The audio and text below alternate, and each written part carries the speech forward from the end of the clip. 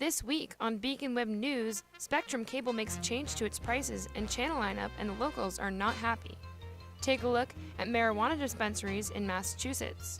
Sam Niskern tells us more about the adult education program at MCLA, and for this week's club feature, we sit down with the book club. That's coming up on Beacon Web News.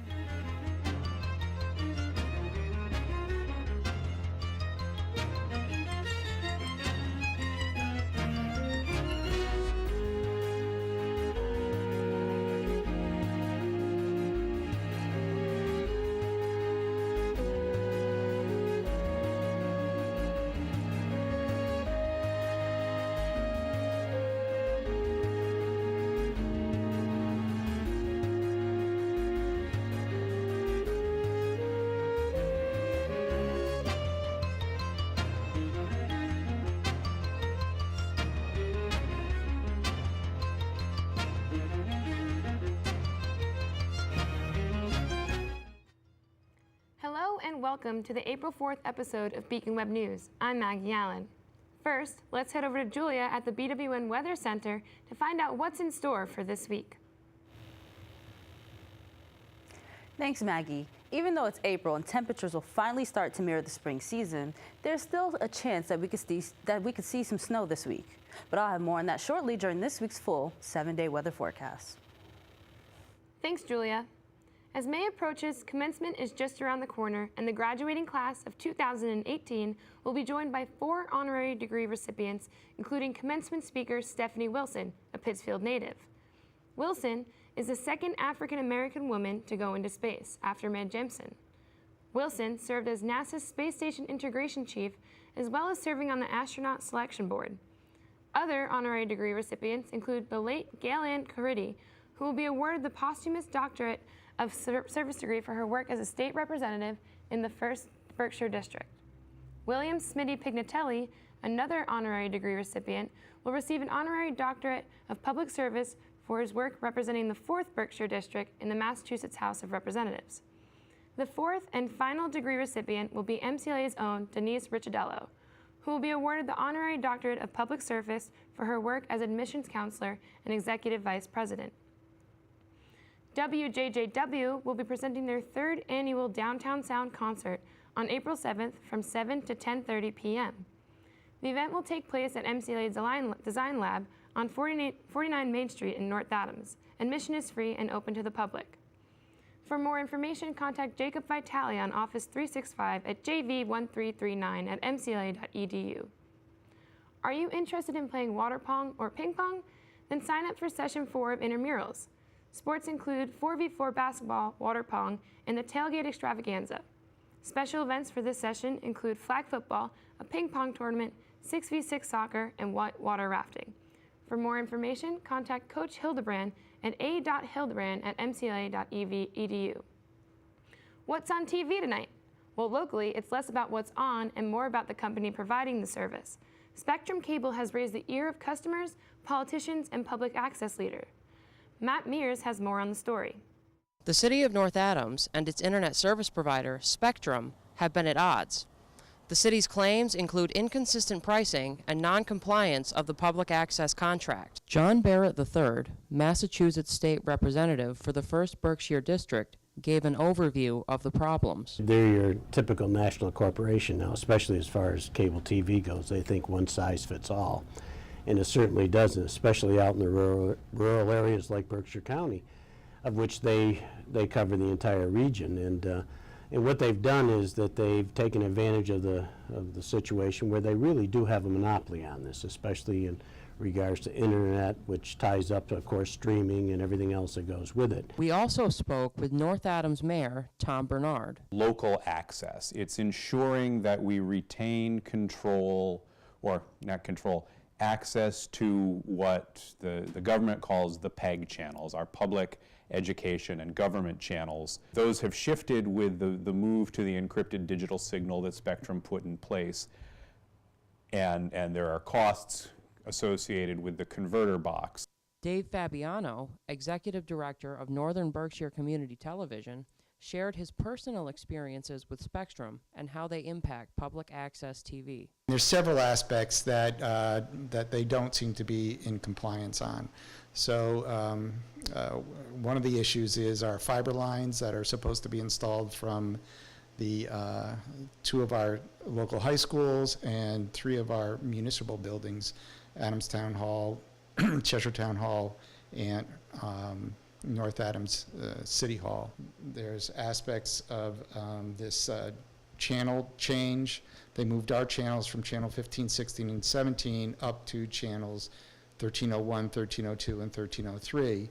It's very specified in the contract how that was supposed to happen. It's supposed to be done at least 30 days, we're supposed to be notified at least 30 days in advance. The notification is supposed to be in writing, and it's actually even supposed to be mutual.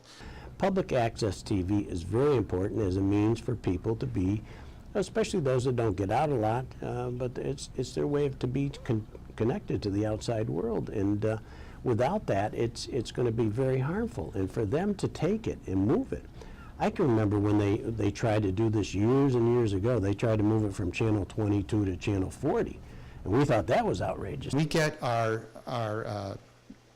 checks from Time Warner. We're supported through a PEG access fee that every subscriber pays on their cable bill. They're supposed to provide backup, accounting backup that would specify where that money came from, so that we can double check and we can be assured that we're getting the checks that the amount on the check that we're supposed to get. So without the backup, we're kind of just receiving a check. We don't know if it's high, we don't know if it's low, but there's no verification for it. Representative Barrett and Mayor Bernard are working at the state and local levels to remedy the situation. They also have similar ideas for how the public can make themselves heard. Well, I think we have to do what Pittsfield did, and we have to create a forum for the community to express this concern.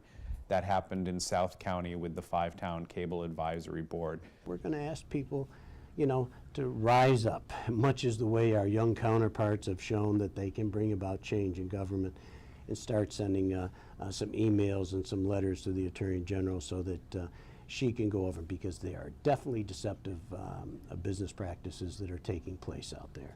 We reached out to Charter Communications for their side of the story. Andrew Russell, who oversees media relations for Spectrum in the Northeast, said, "We value our relationship with North Adams.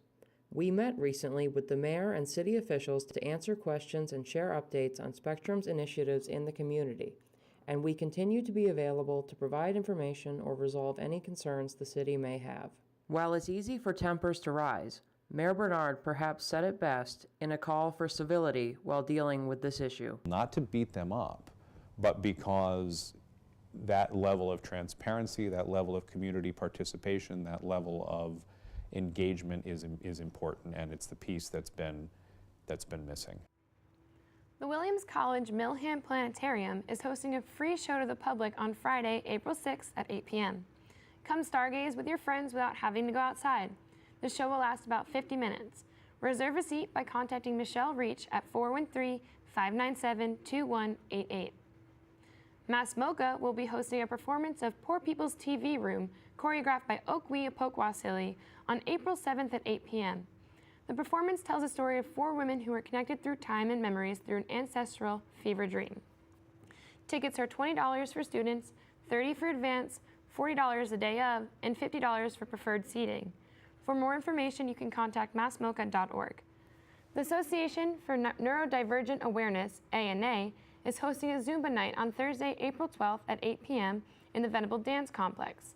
Zumba includes elements of dances like hip-hop, salsa, and mambo, and is a great way to relieve that pre-final stress. Contact Maggie Whited on Office 365 for more details. Many adults 50 and older believe that you are never too old to stop learning. The Osher Lifelong Learning Institute, or OLLI, gives the people a chance to continue educating themselves at the Berkshire Community College through a wide range of courses and lectures. Sam has more on the story. Seniors at MCLA may be eager to graduate and finish their schooling, but for the lifelong learners at the Osher Lifelong Learning Program, education never ends. OLLI is a volunteer organization affiliated with Berkshire Community College, and its purpose is to provide social and educational opportunities for people mostly 50 and over, although we wouldn't kick anybody out if they came at a younger age. We offer about 80 classes a year over 4 semesters. Executive Director of OLLI, Megan Wilden, shared some of the events and trips that the program hosts. One of the things I love about OLLI is the variety of classes and events and trips that we have.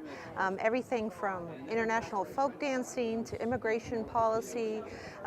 We have trips that go everywhere. We've done a behind-the-scenes tour of the local airport, all the way to the Museum of Fine Arts in Boston, and so many other things that there's really something for everyone. President Peter Bloom continued, explaining that the professors teach for free. It's a way to basically enrich our lives. Most of our members are retired. Most of our teachers are, all of our teachers are volunteers, and they're compensated only with a free coffee cup for teaching a whole semester. Professor Zach Finch taught a poetry course which had a focus on the environment. I taught a course called, it was called The Poems of Our Climate, Lyric Writing in the Anthropocene. And it was a sort of survey of poetry that's written with an understanding of climate change and sort of planetary crisis. Finch went on, expressing what is special about continuing education. So there's something really special about lifelong learning, right? And the kind of curiosity that only continues to open up the older that you get. Wilden continued, talking about the accessibility of the program. Another great thing about OLLI is that there's no tests, there's no grades, and there's no prerequisites. You don't need to have a college degree to enjoy our classes. You don't have to have any kind of experience. It's really open to everybody from all walks of life. Finch echoed Wilden's sentiment. It's accessible to everyone because, you know, you're not doing it to earn a degree or to enter into a profession. And so it really accommodates students from all walks of life with all varying degrees of experience. And that's what makes the classes potentially most exciting is the wide variety. Membership to the OLLI program starts at $25. For more information, you can call 413-236-2190. For Beacon Web News, this has been Samantha Niskern.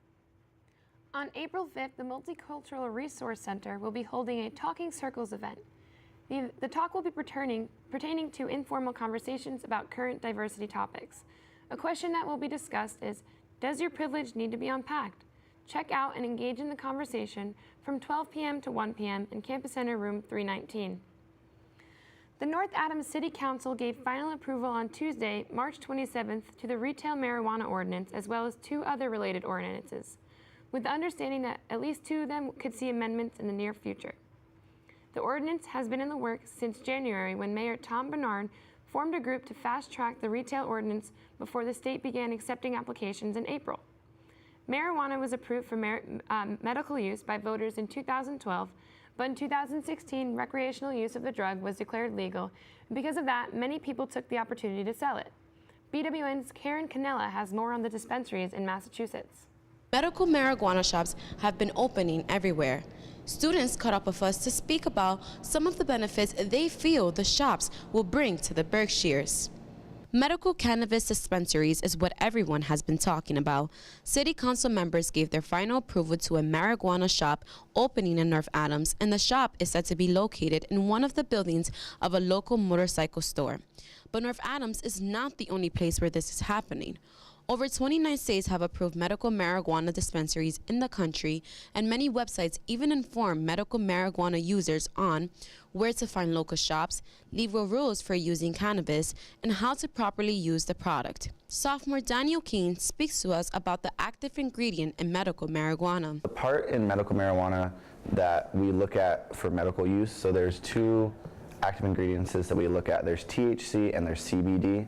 CBD is the ingredient that can help to take away pain, help to slow down some brain activity. Keene also tells us about some of the results people with medical issues have experienced with cannabis. When they take the CBD oil, they've noticed that, and it can be taken as an injection or they can, I think, use as a vape, but they've noticed that this helps to calm down the brain activity. It makes it so they're not seizing as much. They're able to live more of a normal life. Sophomore Meadow Vicene tells us why she thinks North Adams will economically benefit from medical cannabis shops.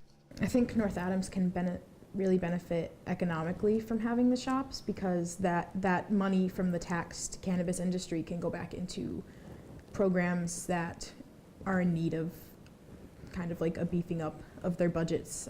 It can go back into the schools or, fixing the infrastructure of the city. David Johnson, an employee from Unique Vape, the smoke shop, tells us how his business has already benefited from medical cannabis. We've already started benefiting a lot of older people who didn't want to smoke or anything. They're coming in and picking up things because it's legal to have medical marijuana.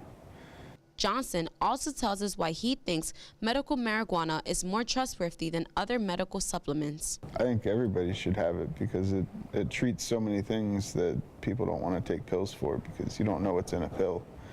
When you grow pot, it's all organic. Emmanuel Reyes tells us why he thinks there should be an age limit to use medical cannabis. I feel like it should be regulated like alcohol is, If you can buy alcohol when you're 21, then I think you should do the same with weed. Medical marijuana shops has made everyone excited about the future of North Adams. For Beacon Web News, I'm Karen Canella. Vocalist Madeline Gardner, guitarist Dylan Gerard, and along with percussion player Tim Schliebler will be performing on April 7th at 9:30 p.m. The event will be hosted at the Pitcher's Mound Pub located on 218 Ashland Street. Admission is free and open to anyone who is 21 and older. Make sure to follow Madeline Gardner and the Plug Uglies on Facebook for more information. Tonight, April 4th, Clint Watts will be speaking at MCLA's Public Policy Lecture. Watts is currently an NBC News contributor, a former FBI agent, and a foreign policy and cybersecurity expert. Join him in a conversation ranging from Russian spies, social media, fake news, and an inside look on Russian cyber warfare campaign against American democracy. The lecture is open to the public and starts at 7 p.m. in Church Street Center Auditorium. Now, let's head back over to Julia for our full 7-day weather forecast. I'm Julia Texera with this week's full 7-day weather forecast. Wednesday will be the warmest day of the week with a high of 60 degrees, but make sure you still carry your raincoats as rain is expected. Thursday will be the coldest day of the week with a high of 36 degrees. However, Friday is the day to look out for, as we could see a few snowflakes along the way, as temperatures are expected to drop to 26 degrees. But don't worry though, because temperatures will rise again throughout the weekend and will continue to rise well into the week, with Monday and Tuesday both in the high 40s. By next Wednesday, the high will be 52 degrees. For Beacon Web News, I'm Julia Texera. Back to you, Maggie. Gracias, Julia. Ahora el del tiempo, pronóstico de 7 días en español con Karen Canada. Hola, mi gentes. Estas semanas vamos a tener temperaturas altas y bajas. Empezamos con el miércoles, con muchas nubes. La más baja temperatura está en los 21, con una alta temperatura de 60. Asegúrense a tener un jaque. El jueves, agarran sus sombrillas porque va a llover. El frío se va a sentir en 36, bajando durante las noches a 21. Por el viernes, las nubes salen de nuevo con la más baja temperatura bajando a 26 y la más alta se va a sentir en 43. El sábado, las nubes siguen con una baja de 34 y la más alta va a ser 50. Siguiéndole el domingo, las lluvias regresan y estamos esperando un chin de nieve. La más alta temperatura va a estar en los 41 con la más baja temperatura de 22. El lunes, quédense en sus casas porque la lluvia va a seguir. El frío se va a sentir en 45 y la más baja se va a sentir en 33. El martes vamos a mirar temperaturas de 49 como las más altas y bajar a 31 durante las 8. El miércoles sale el sol con una alta temperatura de 52 y bajando en las 29. Recuerden a agarrar sus sombrillas para que estamos bien pasando un bonito fin de semana. On Thursday, April 5th, Mass MoCA is continuing their documentary film series with Gustan, Land of Roses. The documentary is about an all-female military regiment fighting against the Islamic State. A question and answer will be held with the director via Skype after the film. Tickets are $5 for students and members and $9 for general admission. Visit massmoca.org for more information. And for this week's club feature, Andrew Strout gets a closer read on MCLA's book club. MCLA's Book Club is a great place for literature fans to discuss some lesser-known books. Club members are expected to read a certain amount of a selected book before each club meeting for discussion. E-board members come up with the discussion questions to guide the conversation, and everybody gets very excited about the events of the book. So we talk about everything from what we liked, what we didn't like, what kind of books we are looking forward to reading and we want to read in the future. The club tries to read 2 books per semester. Member Erin Carney told us how books are selected to be read. We all come into a meeting with different suggestions and then we vote on which books we would each like to read. We try to cover a couple different genres. Discussion topics include the style of writing, character developments, and plot. The club is currently reading Everland by Wendy Spinelli, a more serious take on the story of Peter Pan. I get to talk to people, once a week about the books I'm actually reading, and that's pretty rare for me. Besides reading, the club also goes on occasional trips to the North Adams Movieplex to see film adaptations of their favorite books. The club is currently planning on taking a trip to the Book Barn in Connecticut to hunt for cheap novels. So put on your reading glasses and attend a book club meeting on Mondays at 8 in Bowman Room 206. For Beacon Web News, I'm Andrew Strout. Are you interested in being a supportive trailblazer? The MCLA softball team has a doubleheader game tonight, April 4th against Southern Vermont. Come out and cheer on the players at 3 p.m. and 5 p.m. at Zavarado Athletic Complex. Beacon Web News is very proud to announce that our very own high school intern, Skylar Case, was accepted to the University of North Carolina at Charlotte. Congratulations on all your hard work. Fly high, SkyCam. We will miss you greatly. Go Niners! That's it for this week's episode of Beacon Web News. You can stay up to date with all things BWN by following us on social media. As always, thank you for watching, and we'll see you next week.